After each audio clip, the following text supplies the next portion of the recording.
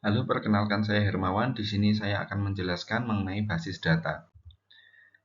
Basis data di sini akan dijelaskan mengenai tradisional data processing, kemudian apa kekurangannya, kemudian dijelaskan pendekatan model data, dan dijelaskan kelebihan serta resiko atau konsekuensinya. Yang pertama, apa itu data? Data adalah fakta yang berkaitan terhadap suatu objek atau peristiwa. Dalam hal ini misalnya, nama, alamat, tinggi, berat badan adalah data dari seseorang. Atau nama, daftar belanja, kemudian jumlah bayar adalah data dari suatu transaksi seseorang. Kemudian apa itu informasi? Informasi adalah kesimpulan yang dapat diambil dari hasil membaca data. Misalnya, siswa di kelas mempunyai tinggi rata-rata 160 cm, atau barang paling laku yang dibeli konsumen adalah beras. Kemudian, apa itu basis data? Basis data adalah kumpulan data atau informasi yang tertata secara sistematis, sehingga mudah untuk diatur atau dikelola. Apa manfaatnya basis data? Karena sifatnya yang tertata atau teratur tadi, sehingga memudahkan pengguna untuk mencari atau memodifikasinya. Dalam hal ini misalnya read, alter, atau delete. Dan memudahkan pengguna untuk mengambil kesimpulan dari membaca data yang tersedia pada basis data untuk mendukung pengambilan keputusan pada akhirnya. Kemudian, perkembangan basis data. Pada awalnya, pemrosesan data file secara tradisional. Pada era ini belum ada basis data. Yang ada adalah pengaplikasian pada bidang bisnis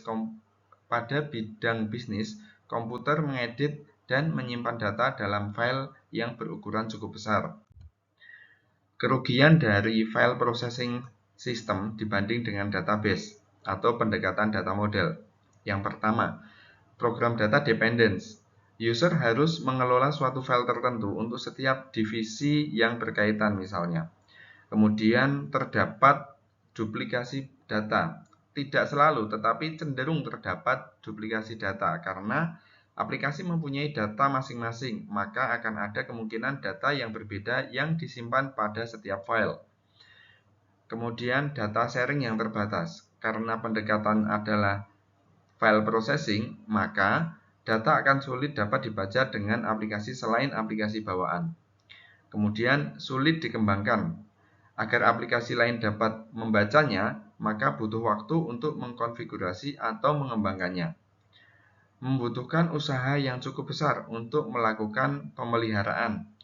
Dengan sifat-sifat di atas, maka untuk melakukan pemeliharaan tidak semudah sistem basis data modern.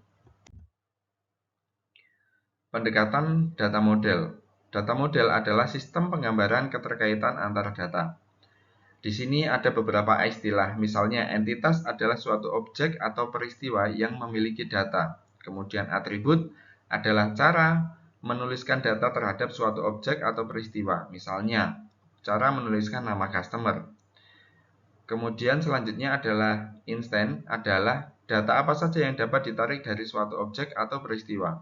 Selanjutnya, relationship atau keterkaitan adalah data yang terstruktur dan saling menghubungkan antar entitas sehingga informasi yang dibutuhkan dapat ditarik.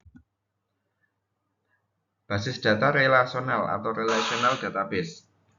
Ini adalah basis data relasional adalah sebuah basis data yang menyajikan data dalam bentuk tabel-tabel entitas yang mana setiap tabel entitas terdapat data atau kolom yang menghubungkan dengan tabel yang lain.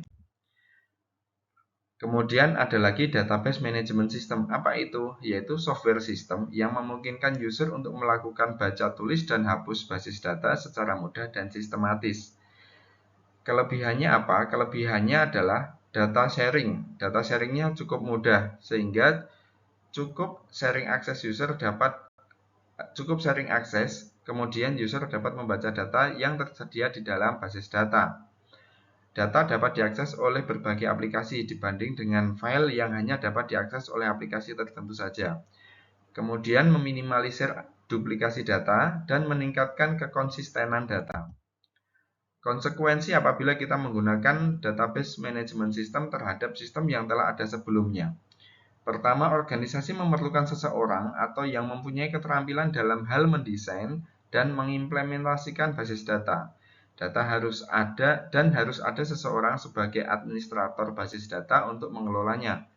Perlu kos untuk mengelola sistem basis data yang cukup besar dan kompleks. Hal ini untuk investasi di bidang sumber daya manusia dan sumber daya infrastruktur hardware-nya, misalnya menyediakan servernya.